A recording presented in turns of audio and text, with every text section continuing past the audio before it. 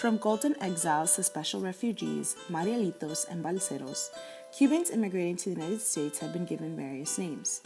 These names are attributed to the various migration patterns of Cubans that began in the 19th century. Since then, there have been different Cuban migration waves, each with their own characteristics.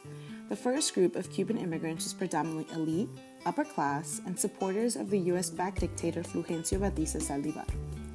The numbers of this wave increased after the failed Bay of Pigs invasion and the 1959 Communist Revolution of Fidel Castro. In the 1960s and 1970s, the immigration groups consisted of middle-class, semi-skilled, and unskilled blue-collar workers, mostly males, and only 14 to 19% of which were non-white Cubans. By the 1980s, Los Marielitos, a group of Cubans who were poor, mostly Afro-Cuban and blue-collar workers, were entering the United States. Then, in 1994, Balseros, Cubans that used self-made rafts to reach the United States, were fleeing Cuba.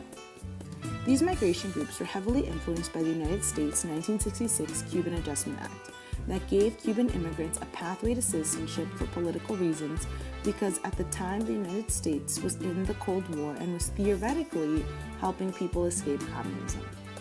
The act also helped Cubans resettle in different areas throughout the United States, but early on, Miami, Florida became a Cuban enclave, and the area they were relocated to was fondly called Little Havana, after the capital of Cuba.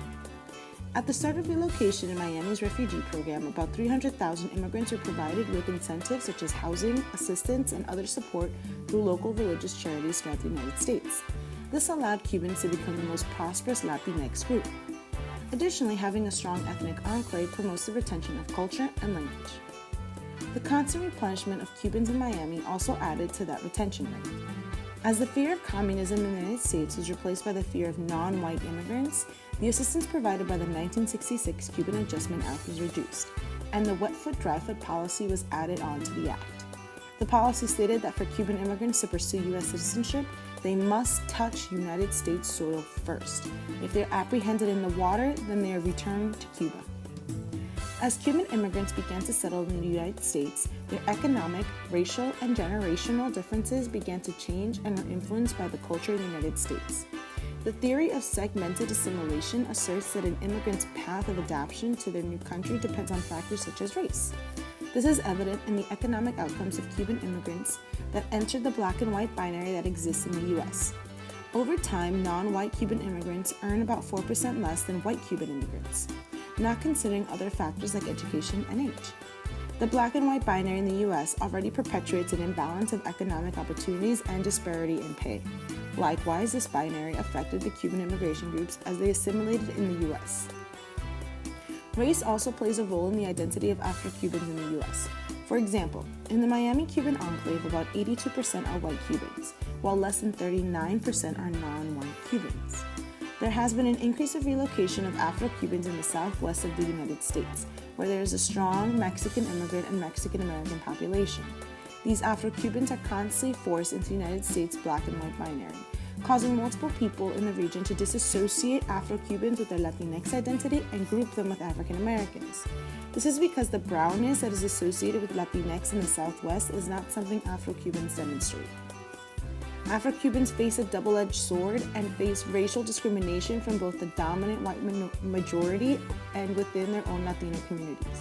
Internally, Afro-Cubans tend to separate their identity from that of Mexican immigrants that they work with because there is a sense of legality associated with Afro-Cubans as residents and soon citizens of the U.S., compared to undocumented, quote-unquote, illegal Mexican immigrants.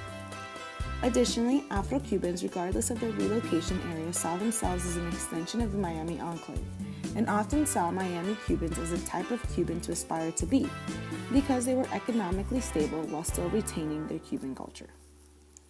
As time passed, generational differences began to emerge within the Cuban community. Since the repair of U.S.-Cuba relations, many Cuban Americans, children and grandchildren of Cuban immigrants, have started making trips to Cuba. The parents or grandparents of Cuban Americans still have a bittersweet memory of Cuba and become upset when the return to a Castro-ruled Cuba is mentioned. Still, children of these Cuban immigrants long to visit the island that their childhood stories described. Cubans are an eclectic group of people that have spread out throughout the United States. As of 2013, 2 million people of Cuban origin exist in the United States, and about 57% of that population is foreign-born. The number of foreign-born Cubans is higher than most other Latinx groups, meaning there is still a continuous replenishment of Cuban culture, language, and custom throughout the United States.